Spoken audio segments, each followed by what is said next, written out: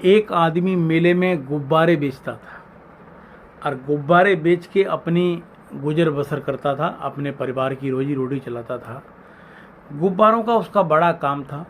गांव के आसपास, शहर के आसपास जहाँ भी मेला लगता था उस मेले में वो जाता था और गुब्बारे बेचता था बच्चों को। उसके पास सभी तरह के गुब्बारे होते थे, बड़े छोटे, सफ़ेद, काले, नीले, पीले।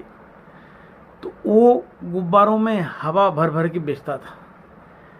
कभी कभी क्या होता था, उसकी मार्केटिंग कम हो जाती थी, यानी सेल कम हो जाती थी, गुब्बारे उसके कम बिकते थे।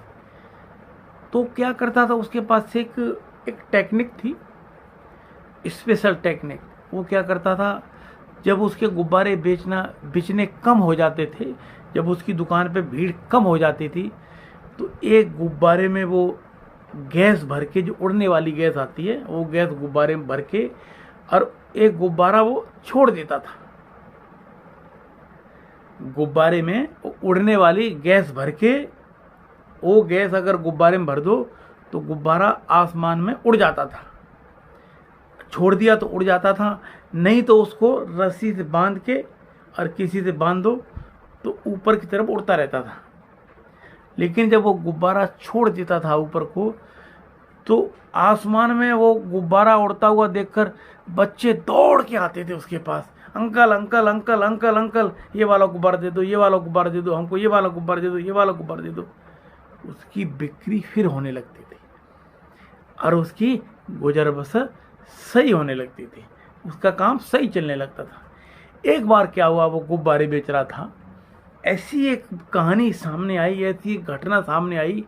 वो गुब्बारे बेच रहा था, पीछे से एक बच्चे ने आके उसकी जैकेट खींची, उसकी जैकेट खींची। उसे आवाज़ हुआ कि पीछे कोई मुझे खींच रहा है। देखा तो उसने एक बच्चा था, उसके पीछे एक बच्चा था। बच्चा उसका बोला, वो बच्चा उस आदमी को बोला, गुब्बारे वाले को, अंकल ये जो मेरे पास गुब्बारा है काले कलर का, क्या ये भी उड़ जाएगा? गुब्बारा बेचने वाला बोला, ये बच्चा बोल क्या रहा है, ये बच्चा बोल क्या रहा है कि काले कलर का गुब्बारा भी उड़ जाएगा?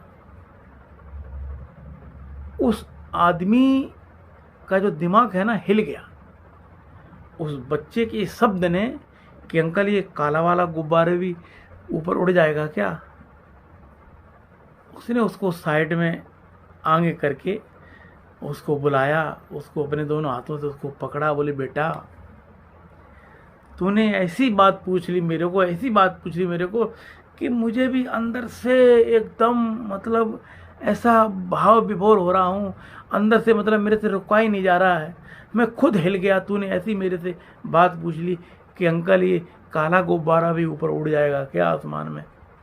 तो बेटा ये गुब्बारा कलर की वजह से नहीं उड़ता है, ये गुब्बारा रंग की वजह से नहीं उड़ता है कि ये सफ़ेद है, ये काला है, ये पीला है, ये नीला है, ये बैंगनी है, इसमें गैस भर दो तो उड़ जाता है। नहीं, इसमें बेटा वो गैस डाली जाती है जो हवा में उड़ती है, इसके अंदर वो चीज़ डाली जाती है जिसकी वजह से गुब्बारा ऊपर को उड़ता है, कलर की वजह से नहीं उड़ता है।